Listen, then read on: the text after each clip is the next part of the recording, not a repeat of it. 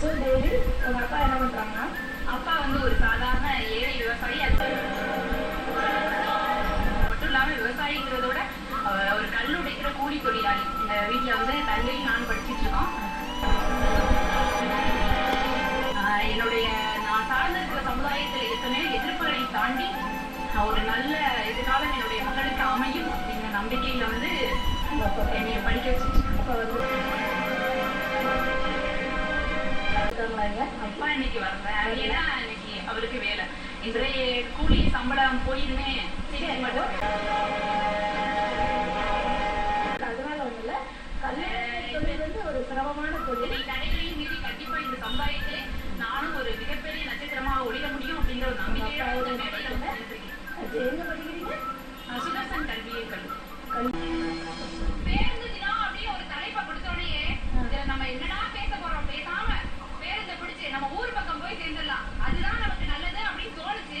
இருந்தாலும் புறம் முதுகிட்டு காட்டிட்டு ஓடுறது நம்ம தமிழர் பண்பாட்டுக்கே இருக்கல்லவா. ஏதோ நமக்கு தெரிஞ்சத ஒரு சில விஷயங்களை சொல்லிட்டு போனாங்க. இவ்வளவு நேரம் காத்திருந்தோமா. பேருந்து தினம்னா எப்படி கொண்டாடுறாங்கன்னா எனக்கு தெரிஞ்சதை சொல்றேன், கேட்டுக்கங்க. ஒரு கல்லூரியிலே பயிலக்கூடிய மாணவர்கள் தாங்கள் தொடர்ந்து செல்லக்கூடிய அந்த பேருந்தை ஒரு குறிப்பிட்ட நாள்ல குளிப்பாட்டி சீவி சிங்காரிச்சு அதுக்கு பொட்டு வச்சு அழகு பார்த்து, அது மட்டும் இல்ல, நல்லா கேட்டீங்கயா, ஒரு தாயால் தன் குழந்தைக்கு செய்ய முடியாத அலங்காரங்களை எல்லாம் செய்து அதை ஊர்வலமா எடுத்துட்டு வராங்க. வரும்போது அந்த ஊர்வலத்துல எப்படி தெரியுமா வருவாங்க?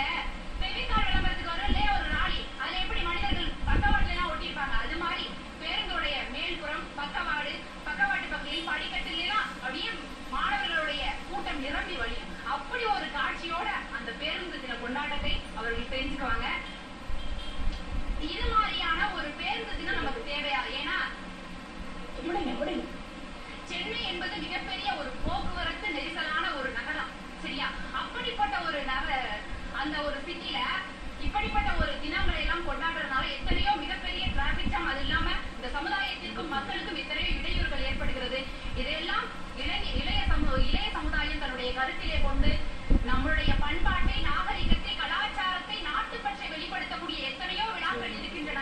அதை சிறப்பாக கொண்டாடுவோம். மேலை நாட்டு கலாச்சாரத்திலிருந்து வந்த இந்த மாதிரியான விழாக்களை கொண்டாடுவதை தவிர்ப்பதுதான் நமது எதிர்கால சமுதாயத்திற்கு சிறந்ததாக அமையும் என வாய்ப்பிற்கு நன்றி கூடி விரும்புகிறேன். நன்றி, வணக்கம். ஸோ டெய்லி உங்க அப்பா என்ன பண்றாங்கன்னா, அப்பா வந்து ஒரு சாதாரண ஏழை விவசாயி. அது மட்டும் இல்லாம விவசாயிங்கிறதோட ஒரு கல் உடைக்கிற கூலி தொழிலாளி. இந்த வீட்டுல வந்து தங்கையும் நான் படிச்சுட்டு இருக்கோம். நான் சார்ந்திருக்கிற சமுதாயத்துல எத்தனையோ எதிர்ப்புகளை தாண்டி ஒரு நல்ல எதிர்காலம் என்னுடைய மகளுக்கு அமையும் அப்படிங்கிற நம்பிக்கையில வந்து என்னைய படிக்க வச்சுட்டு அப்பா வந்துட்டாங்களா? அப்பா இன்னைக்கு வரல. ஏன்னா இன்னைக்கு அவருக்கு வேலை. இன்றைய கூலி சம்பளம் போயிருமே. பிஎட் பண்ணிட்டு வாழ்த்துக்கள். அதாவது என்னுடைய லட்சியமே என்னை ஒரு சிறந்த மாணவனாக, ஒரு மாணவியாக இந்த சமுதாயத்திற்கு என்னுடைய ஆசிரியர்கள் செதுக்கி கொடுத்திருக்கிறார்கள். அதே போன்று என்னை விட சிறந்த சமுதாய சிற்பிகளை இந்த சமுதாயத்திற்கு செதுக்கி தரணும் அப்படிங்கிற ஒரு நோக்கத்திற்காக இந்த ஆசிரியர்கள். வாழ்த்துக்கள். நான் உண்மையில யாரை பாராட்டுவேன் தெரியுமா? உங்க அப்பாவை. தான் கல்லடைச்சாலும் மகளை வந்து அந்த கல்லுடைக்க கூடாதுன்னு இன்னைக்கு எத்தனையோ மண்டையிலே கல்லுள்ளவர்களை கட்டி நல்ல ஒரு தங்கமாக்குவதற்கான நீங்க அனுப்பியிருக்காங்க பாருங்க. அந்த அப்பாவை நான் பாராட்டுறேன். தனிப்பட்ட முறையில் நீங்க போய் உங்க அப்பாவுக்கு என்னுடைய பாராட்டுகளை சொல்லணும். நிச்சயமாக நீ ஆசிரியர் வந்து அப்பாவை அந்த தொழிலிருந்து வெளியே கொண்டு வந்து அப்பாவுக்கு நல்ல எதிர்காலத்தை உருவாக்கி கொடுக்கணும். அப்பா அம்மா இல்லைங்களா? கண்டிப்பா. வாழ்த்துக்கள். உங்களுடைய வாழ்த்துக்களுக்கு மனமார்ந்த நன்றி. இந்த வாய்ப்பை அளித்தமைக்கும் நன்றி. எனக்கு ரொம்ப இதை வார்த்தைகளால் வெளிப்படுத்த முடியாத ஒரு மகிழ்ச்சி கிடைச்சிருக்கு. ஏன்னா என்னுடைய பொருளாதாரம், சூழ்நிலை, இத்தனை தடைகளையும் மீறி நான் இவ்வளவு தூரம் வந்திருக்கதே நான் மிகப்பெரிய வெற்றியாக தான் கருதுறேன்.